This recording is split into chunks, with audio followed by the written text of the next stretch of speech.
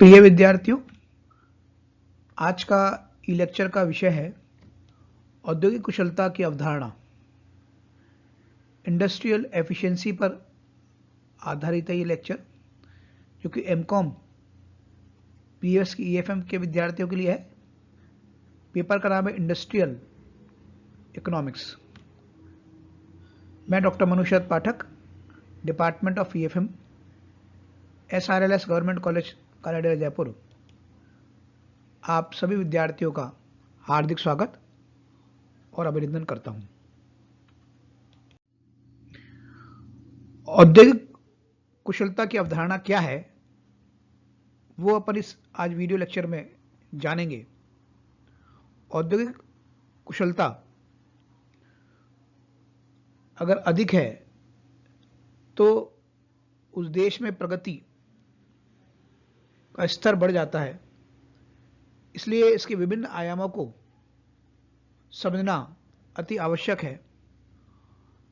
इसके दो प्रकार के मुख्य रूप से आयाम होते हैं। प्रथम तकनीकी कुशलता, टेक्निकल एफिशिएंसी, और दूसरा उत्पादन कुशलता, प्रोडक्टिव एफिशिएंसी। तकनीकी कुशलता की अगर बात की जाए तो जो इनपुट्स है वो जो आउटपुट में कन्वर्ट हो रहा है, उसमें अगर मितव्यतापूर्ण तरीके से हो रहा है और निश्चित उत्पादन स्तर पर जितना चाहता उतना उत्पादन किया जा रहा है, तो तकनीकी कुशलता को व्यक्त ये किया जा रहा है। जबकि उत्पादन कुशलता, प्रोडक्टिव एफिशिएंसी, जिसके अनुसार विभिन्न जो इनपुट्स हैं उनका सर्वोत्तम संयोजन, ऑप्टिमम कॉम्बिनेशन जो है प्राप्त करने में अगर सफलता होती है तो वो प्रोडक्टिव एफिशिएंसी कहलाती है। इसके लिए जरूरी है कि उत्पादन प्रक्रिया इस प्रकार से हो जिसमें कि एक इनपुट के पर दूसरा इनपुट प्रतिस्थापित किया जा सके। उत्पादन कार्य कुशलता को अर्थशास्त्री फेरल ने अपने लेखन the measurement of industrial efficiency 1957 में बहुत अच्छी तरीके से समझाया है। उनके अनुसार तकनीकी कुशलता तथा साधन मूल कुशलता में दो भागों में बांटकर इसको समझा जा सकता है। उत्पादन कुशलता को, तकनीकी कुशलता को पहले तीन भागों में बांटकर उन्होंने समझाया है। फिर बाद में उत्पादन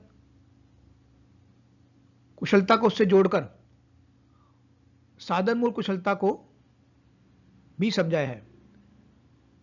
पहला भाग जो तकनीकी कुशलता का है, उसमें एक मशीन या संगठन तभी तकनीकी कुशल होगी जबकि मांग को कम समय में पूरा करती हो। मतलब मांग हुई और तकनीकी कुशलता के आधार पर उसको अगर पूरा कर दिया गया, तो एक व्याख्या तकनीकी कुशलता की यह है। दूसरी व्याख्या है मात्रात्मक प्रगति के आधार पर तकनीकी कुशलता एक डिग्री है जिसमें डोमेस्टिक हीटिंग अप्लायंसेस परिवर्तित होते हैं पोटेंशियल हीट में। और तीसरी तकनीकी कार्य कुशलता एक कार्य है, इसके द्वारा कम से कम लागत पर उत्पादन के निश्चित स्तर को कम से कम साधनों से प्राप्त करना है। तकनीकी कार्य कुशलता की दूसरी तथा तीसरी व्याख्या एक दूसरे से संबंधित है, जिसमें वेस्टेज को कम करके उत्पादन को अधिकतम करना शामिल है। पर प्रथम और तीसरे की बात की जाए तो उसमें एक दूसरे में संघर्ष है। प्रथम ये कहता है कि सोने के गेट बनाए जाएं क्योंकि उस प्रकार की डिमांड है, पर तीसरे के अनुसार ऐसा नहीं करना चाहिए क्योंकि कॉस्ट बढ़ती है। चलन में क्या होता है, कोई बीच का रास्ता निकाला जाता है, संतोषजनक तरीका निकाला जाता है। तकनीकी कार्य कुशलता को सभी परिस्थितियों को देखते हुए इसका निर्धारण किया जाता है। दूसरा कंपोनेंट उत्पादन का कुशलता का साधन मूल कार्य कुशलता इनपुट साधनों का कुशल संयोग है। मतलब एक तो हो गया टेक्निकल, दूसरा हो गया साधन मूल कार्य कुशलता। ये इनपुट साधनों का कुशल संयोग है और दोनों को टोटल कर दिया जाए तो फेरेल के अनुसार प्रोडक्टिव एफिशिएंसी प्राप्त हो जाएगी। यह तब अधिक महत्वपूर्ण रहता है जबकि उत्पादन प्रक्रिया में एक साधन को दूसरे साधन से प्रतिस्थापित किया जाता है। यानी साधन मूल कार्य कुशलता तब अधिक महत्वपूर्ण हो जाती है कि एक स्थान पर जो इनपुट उपयोग किया जा रहा है उसके स्थान पर दूसरे का उपयोग बढ़ाया जाए या कम किया जाए। इसको इस चित्र में टेक्निकल और प्रोडक्टिव एफिशिएंसी को बहुत अच्छे तरीके से समझाया गया है। I is isochron which shows the most efficient combination of the two factors x1 and x2 used to produce a given level of output of a commodity. I जो कर्व है ये आइसोकैन कर्व है जो कि दो उत्पादन के साधन x1 और x2 का कॉम्बिनेशन बता रही है, उनकी मात्राओं को व्यक्त कर रही है जो कि निश्चित उत्पादन पर जिनको का सहयोग लिया जा रहा है। AB क्या है? AB is the isocost line in the diagram indicating the combination of two factors that can be purchased from a given amount of money and given factor price. वास्तविक स्थिति आइसोकॉस्ट लाइन से AB से व्यक्त हो रही है। यह प्रकार से आदर्श स्थिति है। आइसो का जो कॉस्ट लाइन ये बता रही है कि जो गिवन जो उत्पादन साधनों का मूल्य है उसके आधार पर जो परचेज किए जा सकते हैं उसको जो व्यक्त कर रही है वो AB लाइन कर रही है।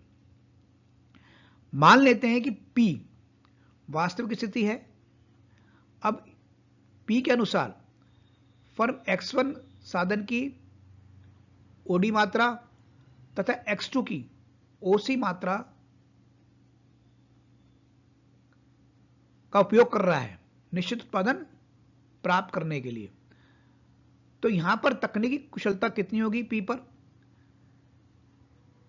तकनीकी कुशलता होगी OQ अपॉन OP।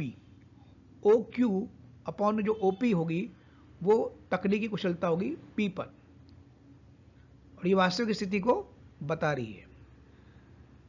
साधन मूल कार्य कुशलता जो AB आइसोकॉस्ट है लाइन पर ही होगी क्योंकि वास्तविक स्थिति यह है, इससे बहुत ज्यादा ऊपर नहीं जा सकता है। तो साधन मूल कार्य कुशलता कितनी होगी? OQ1 upon OQ। अब उत्पादन कार्य कुशलता को प्राप्त करने के लिए जो तकनीकी कुशलता है उसको साधन मूल कार्य कुशलता को दोनों को जोड़ देते हैं। यानी जो तकनीकी कुशलता आपने निकालती OQ अपॉन OP इंटू साधन मूल कार्य कुशलता OQ1 अपॉन OQ। तो इससे उत्पादन कार्य कुशलता प्राप्त हो जाएगी। इसको सॉल्व किया, कट गया तो आया OQ1 अपॉन OP। तो ये अपनी आ गई साधन उत्पादन कार्य कुशलता। आर बिंदु क्या बता रही है? आर बिंदु उत्पादन कार्य कुशलता की इस बिंदु पर अधिकतम होगी क्योंकि इस पर जो ये कर्व है यानी आइसोकॉस्ट जो कर्व है और जो कॉस्ट कर्व है आइसोकॉस्ट कर्व है दोनों आर बिंदु पर स्पर्श कर रहे हैं। तो इस पर जो उत्पादन कार्य कुशलता होगी वो अधिकतम होगी, या दूसरे शब्दों में जितनी यूनिटी के नजदीक होगी उत्पादन कार्य कुशलता उतना ही जो है प्रोडक्शन एफिशिएंसी अधिक होगी। यह आदर्श स्थिति को प्राप्त करना इतना आसान नहीं है, इसके लिए बहुत अच्छा प्रबंधन की आवश्यकता पड़ती है। तो ये आप समझ गए होंगे कि उत्पादन कार्य कुशलता को दो भागों में बांटकर समझाया गया है। प्रथम तकनीकी कार्य कुशलता और दूसरा साधन मूल्य कार्य कुशलता। अब औद्योगिक कुशलता की परिभाषा क्या है? वो इस प्रकार से किया जाता है, कोई भी आर्थिक प्रणाली उस दशा में कुशल कही जाएगी जब वे तकनीकी दृष्टि से कुशल हो, जब वे अपने सीमित साधनों के कुशल आवंटन में सफल हो जाए तथा जब वे उन सीमित साधनों के निर्धारित परिमाण से कुशलतम उत्पादन करके समाज या उपभोक्ता को उचित मूल्य पर उनका वितरण करने में सफल हो सके। एक फर्म के संबंध में आर्थिक कुशलता संपूर्ण समाज के व्यापक संदर्भ में आर्थिक कुशलता से भिन्न होती है। मतलब एक फर्म का आर्थिक कुशलता का माप अलग होता है और संपूर्ण समाज की अगर बात की जाए तो उसका आर्थिक कुशलता उससे भिन्न है। फर्म के संबंध में आर्थिक कुशलता इस बात पर निर्भर होती है कि फर्म के उद्देश्य क्या हैं। मूलतः व्यवसायिक फर्म को दो भाग में बांटकर उसके उद्देश्यों को समझा जा सकता है। प्रथम, अधिकतम प्रॉफिट, मैक्सिमम प्रॉफिट अर्जित करना, लाभ को प्राप्त करना। दूसरा, संपत्ति अधिकतम करना, वेल्थ मैक्सिमाइजेशन। संपत्ति में अधिकतम का उद्देश्य अधिक व्यापक है। इसके अंतर्गत अनेक उद्देश्य आ जाते हैं, जैसे स्वामियों के अधिक आर्थिक हितों में अधिकतम वृद्धि, फर्म के बाजार मूल्य में अधिकतम वृद्धि, विक्रय के स्तर में अधिकतम वृद्धि आदि। यदि किसी राष्ट्र का